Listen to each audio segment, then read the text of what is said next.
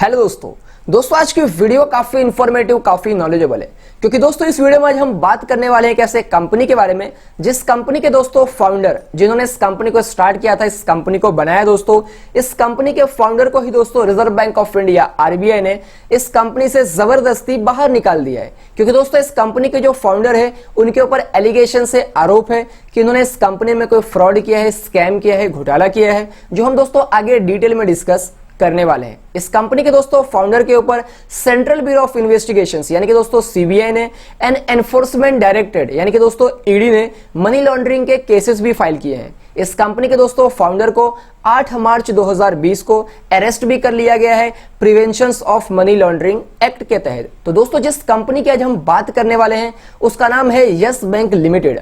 हम yes bank की दोस्तों डिटेल एनालिसिस करेंगे क्योंकि दोस्तों आपने रिसेंटली सुना होगा कि यस बैंक में बहुत बड़ा स्कैम हो गया है, घोटाला हो गया है, लोगों को काफी ज्यादा प्रॉब्लम हुई है, इन्वेस्टर्स का, शेयर होल्डर का काफी नुकसान हुआ है। तो दोस्तों इस वीडियो में हम सारी चीजें लॉजिकली समझने वाले हैं। हम देखेंगे दोस्तों कि एग्जैक्टली यस बैंक में हुआ क्या था। एंड दोस्तों इस कंपनी के जो फाउंडर थे जिनको reserve Bank of India RBI ने जबरदस्ती यस बैंक से निकाल दिया था, उनका नाम है दोस्तों मिस्टर राणा कपूर। तो हम ये भी देखेंगे दोस्तों कि मिस्टर राणा कपूर ने यस बैंक को कैसे स्टार्ट किया था, वो यस बैंक को कैसे रन करते थे एंड कहां पे सारी प्रॉब्लम अराइज हो गई। क्योंकि दोस्तों यस बैंक इंडिया की टॉप 10 प्राइवेट सेक्टर बैंक में से एक मानी जाती है। तो दोस्तों वीडियो काफी इंफॉर्मेटिव काफी नॉलेजेबल है। आपसे रिक्वेस्ट ये है दोस्तों कि आपको वीडियो पूरा एंड तक देखना है, आपको हर एक चीज एकदम इजी लैंग्वेज में दोस्तों समझ में आ जाएगी। तो अगर आप as entrepreneur, business owner, corporate leader, student, informer, investors इस वीडियो को देख रहे हैं, वीडियो में पूरा मजा लेना दोस्तों, हम लोग वीडियो को स्टार्ट करते हैं। तो दोस्तों यस बैंक की स्टोरी की शुरुआत की जाती है 1998 से, जब दोस्तों इंडिया के 3 सक्सेसफुल बैंकर यानी कि बैंकिंग सेक्टर में एक्सपर्ट दोस्तों, सबसे पहले पर्सन है मिस्टर अशोक कपूर,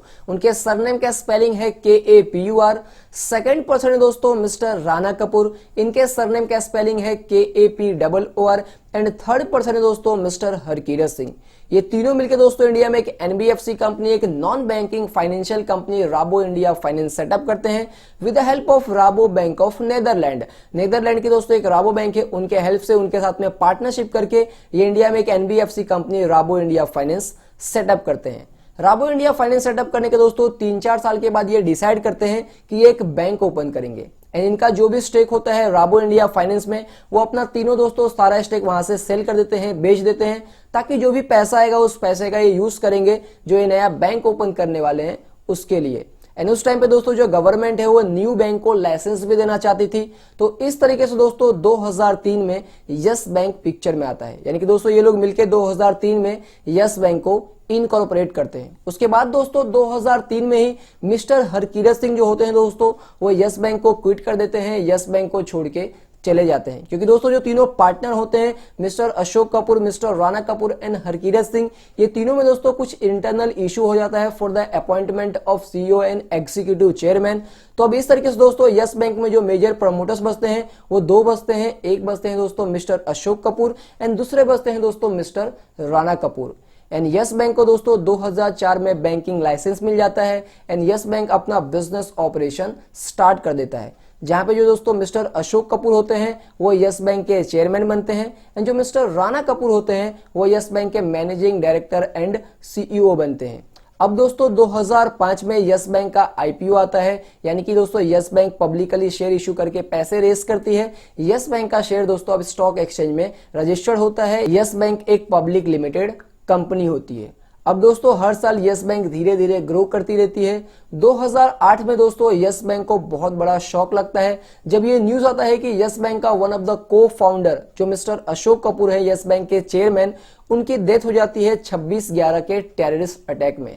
उनके डेथ के बाद दोस्तों यस बैंक का सारा कंट्रोल मिस्टर राणा कपूर के हाथ में आ जाता है एंड मिस्टर राणा कपूर ही दोस्तों अब यस बैंक को पूरी तरीके से मैनेज करते हैं। वो अपने तरीके से यस बैंक को मैनेज करते हैं एंड यस बैंक भी दोस्तों हर साल काफी तेजी से ग्रो होते रहता है एंड 2013-14 तक यस बैंक दोस्तों इंडिया का 4th largest private sector bank बन जाता है। अभी तक की दोस्तों यस बैंक की जो भी स्टोरी है वो काफी सक्सेसफुल स्टोरी रही है, यानी कि दोस्तों सिर्फ एक ही प्रॉब्लम हुआ था, जो मिस्टर अशोक कपूर हैं यस बैंक के वन ऑफ द को फाउंडर, उनकी डेथ हो जाती है 26/11 के टेररिस्ट अटैक में। लेकिन उनके डेथ की वजह से यस बैंक के बिजनेस के ऊपर, यस बैंक के ग्रोथ के परफॉर्मेंस के ऊपर कोई फर्क नहीं पड़ता है। यस बैंक फिर भी काफी तेजी से ग्रो होती रहती है। अब दोस्तों यस बैंक का सबसे पहला नेगेटिव रिपोर्ट, यानी कि दोस्तों आप कह सकते हो कि यस बैंक के ऊपर सबसे पहला डाउट जाता है 2015 में, जब दोस्तों एक ग्लोबल फाइनेंशियल सर्विस फर्म है जिसका नाम है यूबीएस, वो दोस्तों एक नेगेटिव रिपोर्ट इशू करती है यस बैंक के असेट क्वालिटी के ऊपर। उनके हिसाब से दोस्तों यस बैंक अपने नेटवर्थ का 125% लोन दिए होते हैं, वो भी ऐसे कंपनी को जो स्ट्रेस कंपनी है, जिस कंपनी का दोस्तों फाइनेंशियल परफॉर्मेंस अच्छा नहीं है, उस कंपनी में लिक्विडिटी इशू है, या तो दोस्तों उस कंपनी में क्राइसिस चल रहे हैं। कुल मिला के दोस्तों कहने वाली बात यह है कि यस बैंक ऐसी कंपनी को लोन दी होती है जिस कंपनी से पैसा वसूल करना वापस काफी ज्यादा मुश्किल हो सकता है एंड पैसा नहीं भी मिल सकता है। इसके बाद दोस्तों 2015 में ही जो रिजर्व बैंक ऑफ इंडिया है आरबीआई, वो डिसाइड करती है कि वो बहुत सारे बैंकों का असेट क्वालिटी रिव्यू करेगी, जिसको दोस्तों AQR भी कहते हैं। अब दोस्तों असेट क्वालिटी रिव्यू AQR का सिंपल मतलब ये होता है, जो बैंक होती है वो बहुत सारे कंपनीज को, बहुत सारे लोगों को लोन प्रोवाइड करती है, लेकिन दोस्तों जब रीपेमेंट का टाइम आता है तो कुछ ऐसी कंपनीज होती है, कुछ ऐसे लोग होते हैं जो रीपेमेंट में डिफॉल्ट करते हैं, यानी कि दोस्तों बैंक को उनके पास से पैसा मिलना काफी मुश्किल हो जाता है, बैंक उनसे पैसा वसूल नहीं कर पाती है। फॉर एग्जांपल दोस्तों बैंक ने जिस कंपनी को लोन प्रोवाइड किया है, या तो वो कंपनी बंद हो गई है, या तो वो कंपनी बैंकक्रप्ट हो गई है। बैंक ने जिस पर्सन को लोन प्रोवाइड किया था, हो सकता है उसमें से कुछ ऐसे लोग हो जो कंट्री छोड़ के भाग गए हो, या तो वो खुद बैंकक्रप्ट हो गए हो। तो दोस्तों कुछ पर्सन ऑफ लोग होते हैं जिनसे बैंक पैसे वसूल नहीं कर पाती है, जिसको हम सिंपली दोस्तों बैड लोन भी कहते हैं एंड नॉन परफॉर्मिंग असेट भी कहते हैं। तो दोस्तों ये बैंक की रिस्पॉन्सिबिलिटी होती है कि बैंक ने कितने लोगों को लोन दिया है, जिसमें से कितना लोन बैड लोन हो गया है जो कि नॉन परफॉर्मिंग असेट हो गया है, या तो कितने लोगों के पास से पैसा नहीं मिला, वो रिजर्व बैंक ऑफ इंडिया को बताए एंड बैंक अपने बुक में भी उसको बताए as a non performing asset, जिससे जो भी बैंक में पैसे इन्वेस्ट करते हैं, जो भी बैंक के डिपोजिटर हैं, उनको पता चले कि वो जिस बैंक में पैसा डिपोजिट करते हैं उस बैंक का नॉन परफॉर्मिंग असेट कितना है। तो दोस्तों जो बहुत सारी बैंक होती है वो अपना नॉन परफॉर्मिंग असेट एक्चुअली में कम बताती है। बेसिकली दोस्तों समझ लीजिए, फॉर एग्जांपल कोई एक बैंक है जिसने मार्केट में 100 करोड़ रुपए इशू करके रखे हैं, यानी कि उन्होंने किसी को, अलग अलग कंपनीज को 100 करोड़ रुपए का लोन दिया है, लेकिन दोस्तों उसमें से जब पैसा वसूलने की बारी आई तो बैंक सिर्फ 95 करोड़ ही वसूल पाई, यानी कि दोस्तों 5 करोड़ ऐसे पैसे थे वो बैंक के मार्केट में फंस गए जो मिलने वाले नहीं है, काफी कम चांसेस है कि वो पैसे मिलेंगे। तो दोस्तों इस तरीके से ये बैंक का नॉन परफॉर्मिंग असेट हुआ। तो अब बैंक को दोस्तों बताना है रिजर्व बैंक ऑफ इंडिया को कि उनका 5 करोड़ का नॉन परफॉर्मिंग असेट है, बैंक को अपने बुक में भी दिखाना है कि उनका 5 करोड़ का नॉन परफॉर्मिंग असेट है। लेकिन दोस्तों बहुत सारी बैंक करती क्या है कि वो 5 करोड़ का नॉन परफॉर्मिंग असेट नहीं दिखाती है, वो सिर्फ 1 करोड़ का या तो 5 करोड़ से कम का नॉन परफॉर्मिंग असेट दिखाती है। यानी कि दोस्तों इनका जितने का नॉन परफॉर्मिंग असेट हुआ रहता है वो उतने का नॉन परफॉर्मिंग असेट नहीं दिखाते हैं। अब दोस्तों यहाँ पे क्वेश्चन ये होता है कि बैंक अपना नॉन परफॉर्मिंग असेट कम क्यों दिखाती है।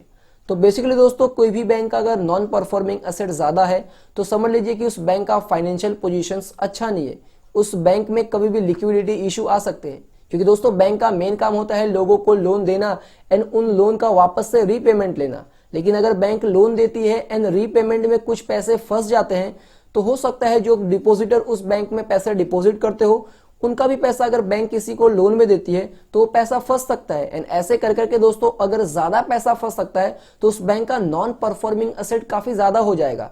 एंड अगर किसी भी बैंक का नॉन परफॉर्मिंग असेट ज्यादा हो जाएगा तो इन्वेस्टर्स उस बैंक में कभी भी अपना पैसा इन्वेस्ट नहीं करेंगे, जो डिपोजिटर है उस बैंक में अपना पैसा डिपॉजिट नहीं करेंगे। तो इस चक्कर में दोस्तों जो बैंक्स होते हैं वो अपना नॉन परफॉर्मिंग असेट बहुत सारे बैंक्स एक्चुअल से कम दिखाते हैं। तो दोस्तों रिजर्व बैंक ऑफ इंडिया अब डिसाइड करती है कि वो बहुत सारे बैंकों का असेट क्वालिटी रिव्यू करेंगे। एंड दोस्तों फाइनेंशियल ईयर 2016 में जो रिजर्व बैंक ऑफ इंडिया है आरबीआई, वो यस बैंक का भी असेट क्वालिटी रिव्यू करती है, जहां पे दोस्तों यस बैंक के हिसाब से उनके फाइनेंशियल ईयर 2016 का जो उनका ग्रॉस नॉन परफॉर्मिंग असेट होता है, जो पब्लिकली अपने बुक के थ्रू लोगों को बताती है, वो बताती है दोस्तों 749 करोड़ का। लेकिन एक्चुअली में दोस्तों जब reserve Bank of India RBI yes bank का असेट क्वालिटी रिव्यू करती है, जब यस बैंक का ऑडिट कंडक्ट किया जाता है तो आरबीआई के हिसाब से दोस्तों जो यस बैंक का ग्रॉस नॉन परफॉर्मिंग असेट होता है वो होता है दोस्तों 4926 करोड़ का।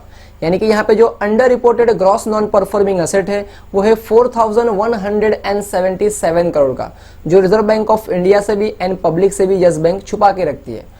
अब दोस्तों हद तो तब हो जाती है जब फाइनेंशियल ईयर 2017 में वापस से reserve Bank of India RBI yes bank का असेट क्वालिटी रिव्यू करती है। एंड यस बैंक के हिसाब से दोस्तों उनका फाइनेंशियल ईयर 2017 में जो gross non performing asset publicly लोगों को बताते हैं वो बताते हैं 2018 करोड़ का।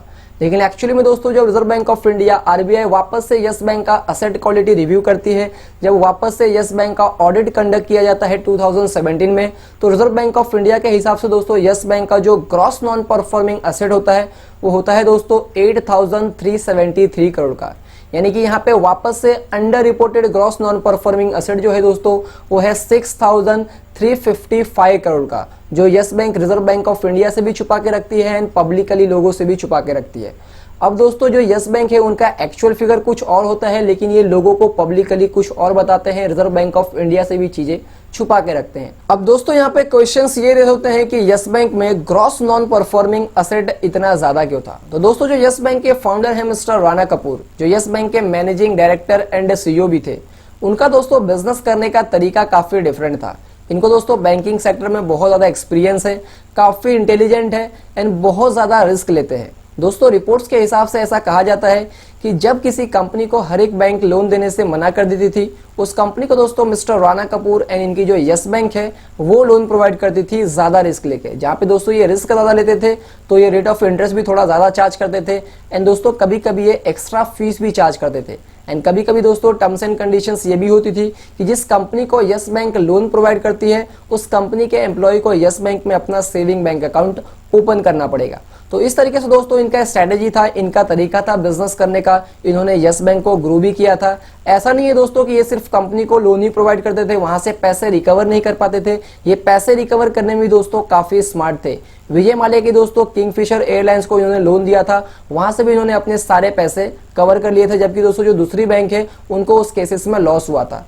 कभी कभी दोस्तों जो मिस्टर राणा कपूर है उनका पेमेंट कलेक्ट करने का जो स्ट्रेटेजी होता था वो भी काफी डिफरेंट होता था। फॉर एग्जांपल दोस्तों यस बैंक ने किसी कंपनीज को लोन दिया है एंड अगर वो कंपनी टाइम पे पैसे नहीं चुका पाती है तो इस केसेस में यस बैंक का जो लोन है वो नॉन परफॉर्मिंग एसेट हो जाएगा। तो दोस्तों उस केसेस में जो मिस्टर राणा कपूर है उस कंपनी को कहीं और से लोन प्रोवाइड कर दी थी ताकि वो कंपनी यस बैंक का लोन पे कर पाए एंड यस बैंक का जो लोन है वो नॉन परफॉर्मिंग एसेट न बन जाए। तो आप देख सकते हैं दोस्तों कि इनका जो पैसा वसूलने का तरीका था वो भी काफी डिफरेंट होता था। लेकिन फिर भी दोस्तों इन्होंने बहुत सारे लोन स्ट्रेस कंपनीज को प्रोवाइड कर रखे थे। ऐसी कंपनी दोस्तों जो अपने बिजनेस में स्ट्रगल करी थी, या तो उस कंपनी में लिक्विडिटी इशू था, या तो कंपनी में फाइनेंशियल क्राइसिस चल रहे थे, या तो कंपनी कोलैप्स होने वाली थी, बंद होने वाली थी। यानी कि दोस्तों कुल मिला के कहने वाली बात यह है जो यस बैंक है, जो मिस्टर राणा कपूर है, इन्होंने बहुत सारा लोन ऐसे कंपनीज को प्रोवाइड कर दिया था जहां से पैसे रिकवर करना बहुत ज्यादा मुश्किल था, क्योंकि दोस्तों उन कंपनी का जो बिजनेस परफॉर्मेंस है वो अच्छा नहीं था। फॉर एग्जांपल दोस्तों अनिल अंबानी की रिलायंस ग्रुप, जहां पे इन्होंने तकरीबन 12,800 करोड़ के लोन प्रोवाइड किए थे। फिर है दोस्तों एसएल ग्रुप, जहां पे इन्होंने 8,400 करोड़ के लोन प्रोवाइड किए थे। फिर आता है दोस्तों जेट एयरवेज, जहां पे इन्होंने 1100 करोड़ के लोन प्रोवाइड किए थे। फिर आता है दोस्तों डीएचएफएल, जहां पे इन्होंने 4,735 करोड़ के लोन प्रोवाइड किए थे। दोस्तों अगर आपने मेरा डीएचएफएल वाला वीडियो नहीं देखा है उसको जरूर देखना, जहां पे हमने बताया कि डीएचएफएल कंपनी में कैसे क्राइसिस आया था, कैसे डीएचएफएल कंपनी कोलैप्स होने वाली थी। काफी इंफॉर्मेटिव, काफी नॉलेजेबल वीडियो है। फिर दोस्तों इन्होंने आईएलएनएफएस को तकरीबन 2500 करोड़ के लोन प्रोवाइड किए थे। फिर दोस्तों कॉक्स एंड किंग्स को इन्होंने तकरीबन 1000 करोड़ के लोन प्रोवाइड किए थे। इस तरीके से दोस्तों बड़ी बड़ी कंपनीज को इन्होंने तकरीबन 60,000 करोड़ के लोन प्रोवाइड किए थे। 60,000 करोड़ के दोस्तों लोन प्रोवाइड किए थे जो कंपनीज अपने बिजनेस में स्ट्रगल कर रही थी, जिसके चक्कर में दोस्तों ये वहां से पैसे रिकवर नहीं कर पा रहे थे एंड इनका जो नॉन परफॉर्मिंग एसेट है वो बढ़ते जा रहा था। एंड जो ये एक्चुअल फिगर है इनका नॉन परफॉर्मिंग एसेट का, ये गवर्नमेंट से भी छुपा रहे थे, रिजर्व बैंक ऑफ इंडिया से भी छुपा रहे थे एंड पब्लिकली भी एक्चुअल फिगर छुपा रहे थे। अब दोस्तों Reserve Bank of India RBI को फाइनेंशियल ईयर 2017 में ही समझ में आ गया था कि यस बैंक में प्रॉब्लम स्टार्ट हो गई है, क्योंकि दोस्तों यस बैंक का जो ग्रॉस नॉन परफॉर्मिंग एसेट था वो धीरे धीरे हर साल बढ़ते जा रहे थे and yes bank actual figure सबसे छुपा के भी रख रही थी। अब दोस्तों इसके चक्कर में यस बैंक में लिक्विडिटी इशू आने वाली थी, यानी कि दोस्तों यस बैंक में पैसों की कमी आने वाली थी, क्योंकि दोस्तों यस बैंक ने जो भी कंपनीज को लोन प्रोवाइड किया है वो बहुत सारे कंपनी से लोन का पैसा रिकवर नहीं कर पाए, जिसके चक्कर में दोस्तों यस बैंक का बहुत सारा पैसा मार्केट में फंस गया है as a non performing asset. अब दोस्तों Reserve Bank of India RBI का एक और रूल होता है कि किसी भी बैंक का जो भी नॉन परफॉर्मिंग असेट होता है उसके सामने में उस बैंक को कुछ पैसों का प्रोविजंस भी करना पड़ता है। तो दोस्तों यस बैंक का नॉन परफॉर्मिंग असेट भी बहुत ज्यादा था एंड उसके चक्कर में यस बैंक को उन नॉन परफॉर्मिंग असेट के सामने में कुछ पैसों का प्रोविजंस भी करना पड़ेगा, यानी कि यस बैंक का एक्सपेंसेस और बढ़ गया, जिसके चक्कर में दोस्तों यस बैंक में पैसों की कमी आने वाली थी। अब दोस्तों Reserve Bank of India RBI को यस बैंक के जो फाउंडर है मिस्टर राणा कपूर, जो उस टाइम के मैनेजिंग डायरेक्टर एंड सीईओ भी थे, उनके ऊपर भरोसा नहीं रहा and reserve Bank of India RBI ने दोस्तों यस बैंक को नोटिस भेजा कि जो मिस्टर राणा कपूर है अब उनको यस बैंक से एग्जिट लेना पड़ेगा, अब उनको यस बैंक से निकाल दिया जाता है एंड इनका जो फाइनल टर्म रहेगा यस बैंक में वो रहेगा 31 जनवरी 2019 तक। इस तरीके से दोस्तों रिजर्व बैंक ऑफ इंडिया ने मिस्टर राणा कपूर को यस बैंक से निकाल दिया। 31 जनवरी 2019 उनका आखिरी डेट था। अब दोस्तों यस बैंक को लीड करने के लिए, मैनेज करने के लिए यस बैंक में नए मैनेजिंग डायरेक्टर एंड सीईओ का अपॉइंट किया जाता है, जिनका नाम है दोस्तों रवनीत गिल। रवनीत गिल दोस्तों डच बैंक इंडिया के हेड है। उनका बैंकिंग सेक्टर में 25 साल से भी ज्यादा का एक्सपीरियंस है, यानी कि हम कह सकते हैं दोस्तों कि वो बैंकिंग सेक्टर में एक्सपर्ट है।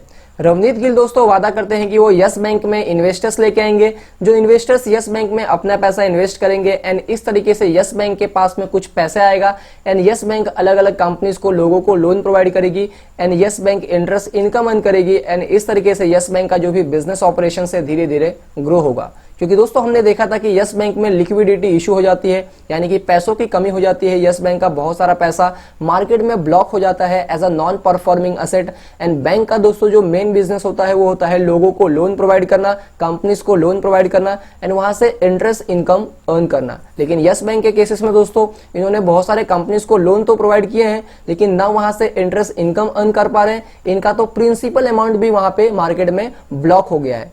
तो इस तरीके से अगर नए इन्वेस्टर्स आएंगे यस बैंक में पैसे इन्वेस्ट करेंगे तो यस बैंक के पास में पैसा आएगा जो नए कंपनीज को, नए लोगों को देंगे एंड वहां से यस बैंक भी अपना इंटरेस्ट इनकम अर्न करेगी एंड धीरे धीरे यस बैंक ग्रो होगी। इस तरीके से दोस्तों यस बैंक में नए इन्वेस्टर्स एंड कैपिटल की जरूरत होती है। अब दोस्तों 31 मार्च 2019 को, यानी कि फाइनेंशियल ईयर 2019 के Q4 में यस बैंक अपने हिस्ट्री में सबसे पहला लॉस बुक करता है। यानी कि यस बैंक जब से स्टार्ट हुई रहती है यस बैंक को कभी भी लॉस नहीं हुआ होता है। फाइनेंशियल ईयर 2019 के Q4 में 31 मार्च 2019 को यस बैंक अपने हिस्ट्री में सबसे पहला लॉस बुक करती है 1507 करोड़ रुपए का। उसके बाद दोस्तों फाइनेंशियल ईयर 2020 के Q2 में, यानी कि सितंबर 2018 में वापस से यस बैंक 600 करोड़ रुपए का लॉस बुक करती है। अब दोस्तों जो यस बैंक के डिपॉजिटर होते हैं, जो यस बैंक में अपना पैसा डिपॉजिट करते हैं, उनको भी दोस्तों धीरे धीरे न्यूज से पता चलता है कि यस बैंक में प्रॉब्लम हो रही है, यस बैंक में कंटिन्यूसली लॉसेस हो रहे हैं, यस बैंक के नॉन परफॉर्मिंग असेट बढ़ रहे हैं। यस बैंक के जो फाउंडर है मिस्टर राणा कपूर, उनको रिजर्व बैंक ऑफ इंडिया ने यस बैंक से निकाल दिया है, तो वो अपना पैसा यस बैंक से अब विड्रॉ करने लगते हैं। यानी कि दोस्तों यस बैंक में अब डिपॉजिट कम होता है, लोग अपना पैसा विड्रॉ ज्यादा करते हैं, तो इस चक्कर में दोस्तों यस बैंक में और पैसों की कमी हो जाती है। फिर दोस्तों मिस्टर राणा कपूर जो यस बैंक के फाउंडर हैं, वो अपना स्टेक उनका जो भी होता है यस बैंक में सारा सेल आउट कर देते हैं। उसके बाद दोस्तों यस बैंक के जो बोर्ड ऑफ डायरेक्टर होते हैं, उनमें से कुछ लोग यस बैंक को रिजाइन कर देते हैं, कहते हैं कि यस बैंक में कॉर्पोरेट गवर्नेंस की इशू है। एंड दोस्तों जो रवनीत गिल होते हैं, जो यस बैंक में इन्वेस्टर्स के जरिए फंडिंग लाने वाले होते हैं, वो भी काफी डिले कर देते हैं क्योंकि उनको इन्वेस्टर्स नहीं मिल पाता है जो यस बैंक में अपना पैसा इन्वेस्ट करे। क्योंकि दोस्तों यस बैंक में कंटिन्यूसली लॉसेस हो रहे हैं, मैनेजमेंट में प्रॉब्लम है, नॉन परफॉर्मिंग असेट बढ़ रहा है, तो इसके चक्कर में दोस्तों कोई भी इन्वेस्टर्स यस बैंक में अपना पैसा इन्वेस्ट नहीं करता है। यस बैंक की हालत दोस्तों अब और ज्यादा खराब होने लगती है क्योंकि यस बैंक के जो डिपॉजिटर है वो यस बैंक से ज्यादा अपना पैसा विड्रॉ करने लगते हैं। यस बैंक में कोई भी इन्वेस्टर्स दोस्तों अपना पैसा इन्वेस्ट नहीं करना चाहता है। यस बैंक किसी भी नई कंपनी को, नए लोगों को लोन प्रोवाइड नहीं कर पाती है, जिसके चक्कर में दोस्तों फाइनेंशियल ईयर 2020 के Q3 में, यानी कि 31 दिसंबर 2019 को यस बैंक बहुत बड़ा लॉस बुक करता है। 18,560 करोड़ का दोस्तों yes bank net loss book करता है। अब दोस्तों Reserve Bank of India RBI 5 मार्च 2020 को यस बैंक के ऊपर 30 डेज के लिए मैरिटोरियम इंपोज कर देती है। यानी कि दोस्तों Reserve Bank of India RBI 5 मार्च 2020 को यस बैंक के ऊपर दोस्तों एक रूल्स एंड रेगुलेशंस लगा देती है कि जिनका भी यस बैंक में अकाउंट है, जिन्होंने भी यस बैंक में अपना पैसा डिपॉजिट किया है, वो 5 मार्च 2020 से 30 डेज के लिए अपना पैसा यस बैंक से विड्रॉ नहीं कर सकते 50,000 से ज्यादा। अगर कोई एक्सेप्शनल केसेस है, कोई इमरजेंसी केसेस है, तो उस केसेस में 5 लाख की लिमिट होती है। अब दोस्तों यस बैंक के जो कस्टमर होते हैं, जो डिपॉजिटर होते हैं, वो बहुत ज़्यादा पैनिक हो जाते हैं क्योंकि बहुत लोगों का यस बैंक में सैलरी अकाउंट अटैच होता है, बहुत लोगों को ऑनलाइन पेमेंट करना होता है, तो यस बैंक में पहुंच जाते हैं दोस्तों अपना पैसा विड्रॉ करने के लिए। यानी कि आप कह सकते हो कि जो कस्टमर डिपॉजिटर होते हैं उनको बहुत ज़्यादा प्रॉब्लम होती है। फिर दोस्तों 8 मार्च 2020 को जो मिस्टर राणा कपूर है यस बैंक के फाउंडर, उनको अरेस्ट कर लिया जाता है prevention of money laundering act के तहत। उनके ऊपर दोस्तों एलिगेशंस ये है कि उन्होंने लोन्स कंपनी को प्रोवाइड करने के लिए ब्राइब्स लिए हैं, किकबैक्स लिए हैं, यानी कि रिश्वत लिए हैं। मिस्टर राणा कपूर के ऊपर, उनके वाइफ के ऊपर एंड उनके 3 डॉटर के ऊपर दोस्तों एलिगेशंस लगाते हैं एनफोर्समेंट डायरेक्टरेट कि इन्होंने 5050 करोड़ रुपए का किकबैक्स लिए हैं, ब्राइब्स लिए हैं, घूस लिए हैं लोन सैंक्शंस करने के लिए, लोन अप्रूव करने के लिए, जिसमें से ज्यादा करके लोन नॉन परफॉर्मिंग असेट हो गए हैं। 13 मार्च 2020 को दोस्तों यस बैंक का रिस्ट्रक्चरिंग प्लान तैयार किया जाता है। यानी कि दोस्तों यस बैंक के बारे में कुछ प्लानिंग की जाती है कि अब किस तरीके से यस बैंक को ग्रो करेंगे, यस बैंक में नई फंडिंग कहां से आएगी, यस बैंक के ऊपर जो मैरिटोरियम इंपोज किया गया है उस चीज को कैसे हटाया जाएगा। एंड उसके बाद दोस्तों जो रिजर्व बैंक ऑफ इंडिया है आरबीआई, वो यस बैंक में नए मैनेजिंग डायरेक्टर एंड सीईओ को अपॉइंट करती है जिनका नाम है प्रशांत कुमार, जो State Bank of India SBI के former CFO and deputy managing director रह चुके हैं। अब वही दोस्तों यस बैंक के नए बोर्ड ऑफ डायरेक्टर को लीड करने वाले हैं। अब दोस्तों शेयर होल्डिंग पैटर्न की बात की जाती है जहां पे state Bank of India SBI yes Bank में 49% का स्टेक लेगी, जिसमें से उनका जो 26% का स्टेक होगा वो 3 साल के लिए ब्लॉक्ड होगा। यानी कि दोस्तों state Bank of India yes bank के 26% शेयर 3 साल तक सेल आउट नहीं कर सकती है। फिर दोस्तों कुछ प्राइवेट बैंक भी यस बैंक में स्टेक लेती है। फॉर एग्जांपल दोस्तों ICICI bank, IDFC, Kotak Mahindra bank, federal bank, बंधन बैंक। इस तरीके से दोस्तों इनके ऊपर ये रूल होता है कि जो भी प्राइवेट बैंक यस बैंक में स्टेक ले रही है उनका 75% स्टेक को ब्लॉक कर दिया जाएगा 3 साल के लिए। यानी कि वो अपने 25% स्टेक को कभी भी सेल आउट कर सकते हैं। फिर दोस्तों बात की जाती है रिटेल इन्वेस्टर्स के बारे में कि जो भी रिटेल इन्वेस्टर हैं जिनका यस बैंक में 100 शेयर से ज्यादा है उनके भी 75% शेयर को ब्लॉक कर दिया जाएगा 3 साल के लिए। फिर दोस्तों बात की जाती है 81 बॉन्ड होल्डर के बारे में। यस बैंक दोस्तों अपने कुछ कस्टमर को बॉन्ड इशू करता है जिसका नाम है 81 बॉन्ड। एंड जो भी कस्टमर 81 बॉन्ड में अपने पैसे इन्वेस्ट किए होते हैं उनके सारे इन्वेस्टमेंट की वैल्यू 0 कर दी जाती है, यानी कि उनका पूरा पैसा उस केसेस में नुकसान हो जाता है। इस तरीके से दोस्तों state Bank of India, SBI and बाकी की जो भी प्राइवेट बैंक होती है वो यस बैंक के शेयर में अपने कुछ पैसे इन्वेस्ट करती है। यस बैंक में दोस्तों कुछ फंडिंग आती है, यस बैंक भी कुछ पैसों का अरेंजमेंट करते हैं। एंड 5 मार्च 2020 को दोस्तों जो यस बैंक के ऊपर reserve Bank of India rules and regulations लगाई होती है कि यस बैंक के जो कस्टमर है वो यस बैंक से 50,000 से ज्यादा पैसे विड्रॉ नहीं कर सकते। उस रूल्स एंड रेगुलेशंस को दोस्तों 18 मार्च 2020 को शाम को 6 बजे के बाद से दोस्तों विड्रॉ कर दिया जाता है। यानी कि यस बैंक 18 मार्च 2020 को शाम को 6 बजे के बाद से नॉर्मल बिजनेस ऑपरेशंस में आ जाती है। अगर बात कर ले दोस्तों यस बैंक के कुछ करंट सिचुएशंस के बारे में, तो यस बैंक का दोस्तों फाइनेंशियल ईयर 1920 में जो टोटल लॉस है वो है 22,715 करोड़ रुपए का। यस बैंक को दोस्तों फ्यूचर में और फंडिंग की जरूरत है क्योंकि यस बैंक में जितना पैसा आएगा यस बैंक उतने लोगों को लोन प्रोवाइड करेंगे एंड यस बैंक उतना इंटरेस्ट इनकम अर्न कर पाएगी। यस बैंक को दोस्तों उनका जो भी नॉन परफॉर्मिंग असेट है वो कम करना पड़ेगा। यस बैंक को दोस्तों अपने डिपोजिटर का ट्रस्ट जीतना पड़ेगा, जो भी उनके इन्वेस्टर्स है उनका ट्रस्ट जीतना पड़ेगा। तो दोस्तों यही यस बैंक की पूरी डिटेल स्टोरी थी। वीडियो अच्छी लगी है दोस्तों तो वीडियो को जरूर लाइक करना एंड चैनल को सब्सक्राइब बिल्कुल कर देना। अगर आप मुझसे कोई भी डाउट या तो मुझे कोई सजेशन देना चाहते हैं तो नीचे दोस्तों वीडियो में कमेंट सेशन में आप मुझे सजेशंस भी दे सकते हैं। जय हिंद दोस्तों।